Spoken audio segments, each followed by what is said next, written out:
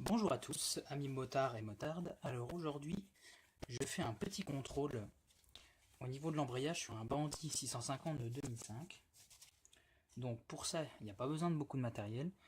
Vous prenez soit une clé plate de 10 ou alors une douille de 10. Et avec un petit pied à colis, ça devrait suffire.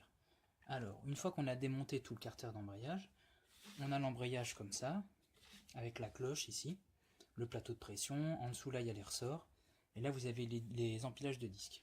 Donc, on desserre.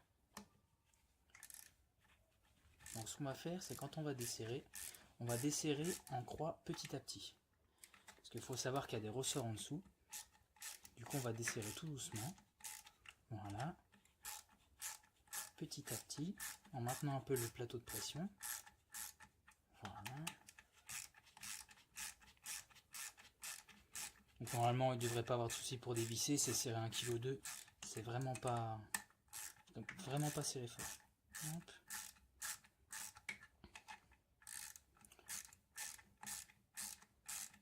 Donc à voir quand vous le sentez, si vous avez besoin de contrôler, si ça commence à patiner, ou alors si vous faites votre entretien, pendant que vous faites votre vidange, ça vous coûte rien, ça vous coûte un joint de carter, vous faites un petit contrôle, et comme ça, au moins vous êtes tranquille. Il vaut mieux contrôler maintenant, pendant que je suis en train de faire l'entretien,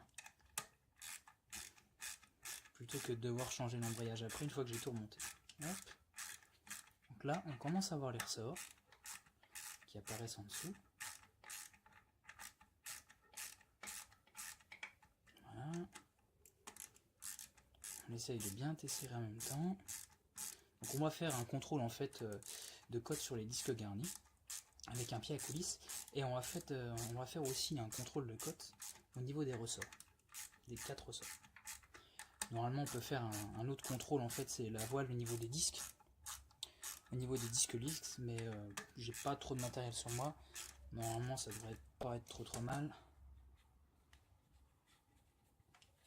C'est un petit peu long à desserrer. Alors nous revoilà dans ce contrôle de l'embrayage.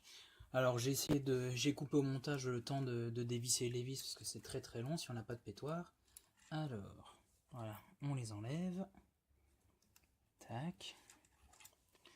Donc il y en a 4. Il y a une vis, une rondelle et les ressorts en dessous. Voilà. Alors on va déjà contrôler la cote minimale des ressorts. Alors, la cote minimale des ressorts sur un Bandit 650, donc j'ai vérifié sur la RMT, on est à 47 mm 5, donc c'est vraiment la cote mini. Alors, on va contrôler ça. Voilà. Là, on est à 50 mm, on est pas mal pour le premier. Hop. Le deuxième, pareil, on est aux alentours de 50.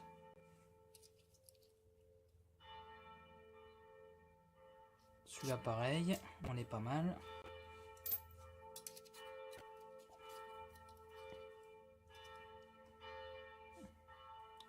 Là, pareil, on est aux alentours de 50 aussi.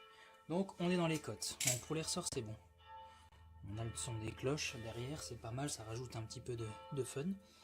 Alors maintenant on va démonter le plateau de pression, comme ceci. On fait attention parce qu'il y a tous les disques qui viennent derrière. Hop. Moi ce que je conseille c'est de poser comme ceci le plateau de pression par terre, et comme ça après vous pouvez rempiler les disques sans problème derrière.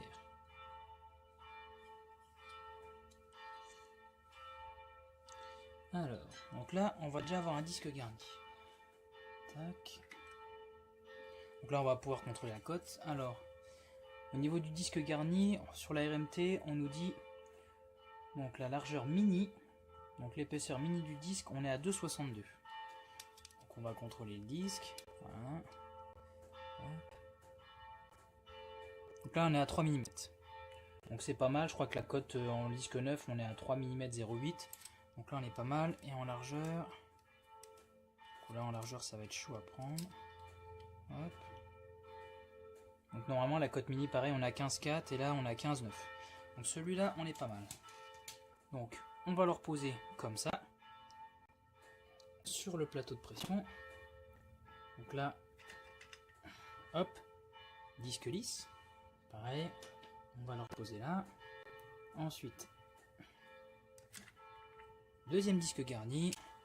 On va prendre la cote. Hop. 3,03. On est pas mal.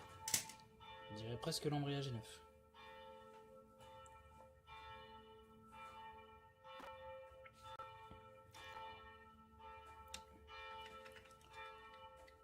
Hop. Disque lisse. On ne le remet pas au-dessus.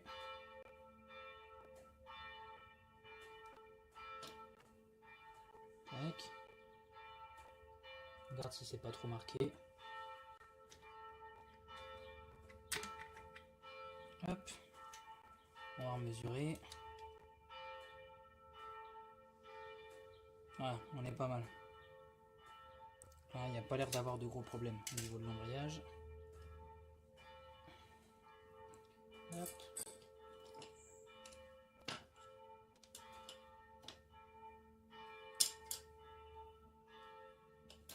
Tac.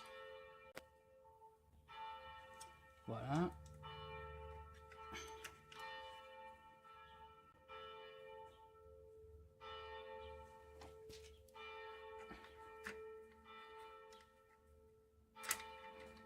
C'est un peu collé.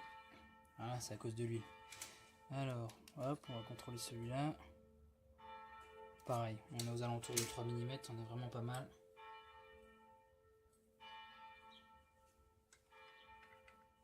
Hop, disque lisse.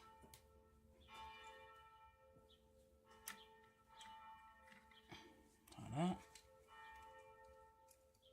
Je vais mesurer celui-là. 3,08, pas mal. Voilà. Donc là on arrive au bout. Hop, disque lisse. Donc pareil pour les disques lisses, vous pouvez contrôler les voiles, mais ça faut avoir une surface plane avec un petit jeu de cale. Voilà. On contrôle les disques. On n'est pas trop mal. Pareil là je pense qu'on doit être aux alentours de 3 mm. Voilà, 3,08. On est vraiment pas mal. Disque lisse.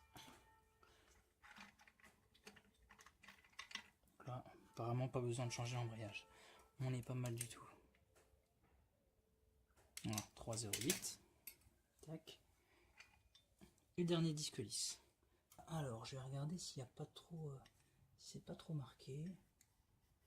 Ouais, on est pas mal. Si vraiment il y a des encoches que la noix est marquée, vous pouvez essayer de limer les bords. Pas que les ergots dépassent 1 cm. Mais là, on est vraiment pas trop mal.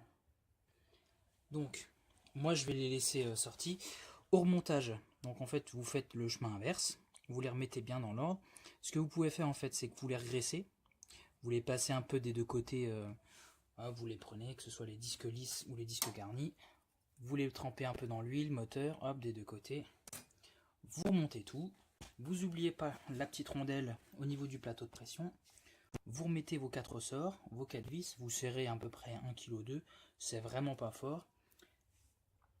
Et après, du coup, comme d'habitude, on nettoie bien le plan de joint. On enlève l'ancien. On remet la pâte à joint là où il faut en mettre. Et on serre tout. Voilà, j'espère que ce tuto saura vous aider. À la prochaine pour un nouveau tuto.